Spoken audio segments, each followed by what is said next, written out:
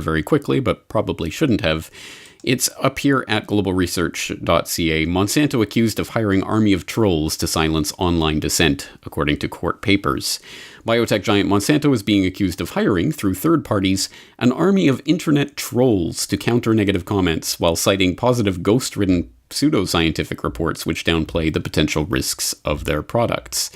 This is related to an ongoing court case in the U.S. District Court in San Francisco, which is 50 lawsuits, so over 50, I believe, that have been rolled up into one trial. That is basically a bunch of people claiming that their non-Hodgkin lymphoma and other diseases caused them or their relatives sickness and even death, while Monsanto concealed the potential risks. The documents related to this court case are being compiled by U.S. Right to Know, which is a food safety whistleblower organization, and made available online. Some of these documents are quite interesting, including some documents released late in April that show the plaintiffs alleging that Monsanto targeted all online materials and even social media comments that indicate potential dangers of its products. According to one document released late in April, Monsanto even started the aptly named Let Nothing Go program to leave nothing, not even Facebook comments, unanswered.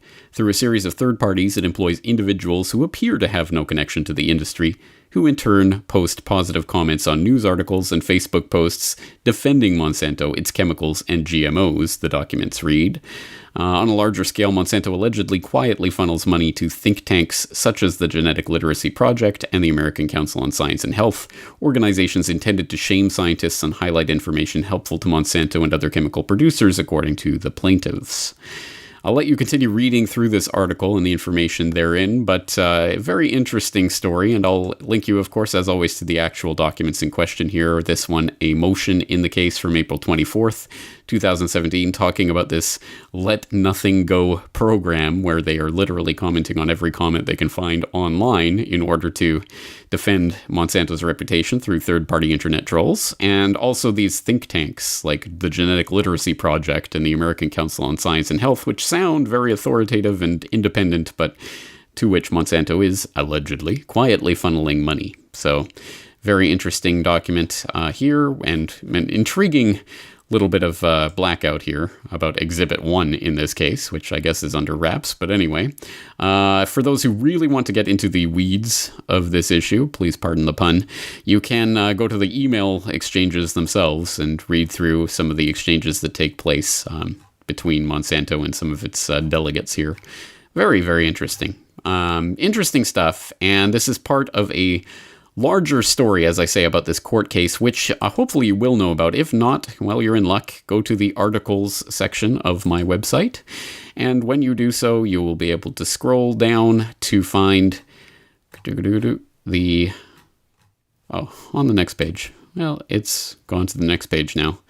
But you'll be able to find Monsanto on trial for Roundup cancer. And this article talks about this court case in some detail and talks about some of the documents that are being released, again, through this U.S. Right to Know. So very, very interesting trial that is going on right now about the cancer-causing Roundup herbicide, glyphosate. In fact, the most used agricultural chemical in the history of the world by this point. So good to know that the carcinogenity of that has been covered up for decades and is just starting to come out now. But the fact that Monsanto is applying such extraordinary efforts to try to silence dissent and to counteract absolutely anything online that appears to be dissent will not be, again, particularly surprising to people who follow my work. For example, the Project Censored award-winning article/video that I did a few years ago now on genetic fallacy, how Monsanto silences scientific dissent, talking about the Seralini study and what that was really about and what it really showed and how it was really squashed. And there's more to that story that I've talked about in more recent years, but an incredible ongoing story. And Perhaps also relevant, so I'll throw the link in the show notes for this, is how to make a lobbyist squirm. If you didn't see that video, I suggest you check it out. But long story short, Patrick Moore, the GMO advocate, is put on the spot by a documentary filmmaker who's interviewing him about the carcinogenity of glyphosate and, calls him out on his lie that glyphosate is safe to drink in an amusing way. So the interviewer asks Patrick Moore about this, and Moore says, I don't believe that glyphosate in Argentina is causing increases in cancer. You can drink a whole quart of it and it won't hurt you. And that's where we pick up this story, and I'll just let the interview speak for itself. It has to be heard and seen to be believed. You can drink a whole quart of it and it won't hurt you.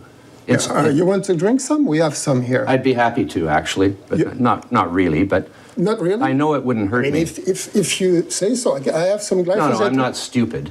Okay, so you... No, but I know so it's dangerous, right? I know people try to commit suicide with it and fail fairly regularly. Tell the truth. It's not dangerous to humans. No, it's not. So you ready? All right, a humorous little situation, and it's just one of those tiny little things that gives the real window onto the issue. Again, you can have any number of scientific studies published in jargonese and gobbledygook that people won't understand or be able to read that goes into great details about how this is a toxic substance that is killing people, a probable human carcinogen, even listed by the World Health Organization's a cancer agency of all places. And yet, of course, you'll get the Patrick Moores of the world continuing to talk about it as if it's wonderful until they're asked to drink a glass. Yes, indeed. Well, one of those interesting insights into the story, as I say. So, again, this is a large story that has a lot of different moving parts to it. So I hope you'll look into the show notes for this and take a look at these various articles and start delving into this story because, again, it speaks very much to the world that we are living in right now. And so it certainly puts into perspective some of those comments that you might see on YouTube videos and Facebook posts and other places that seem to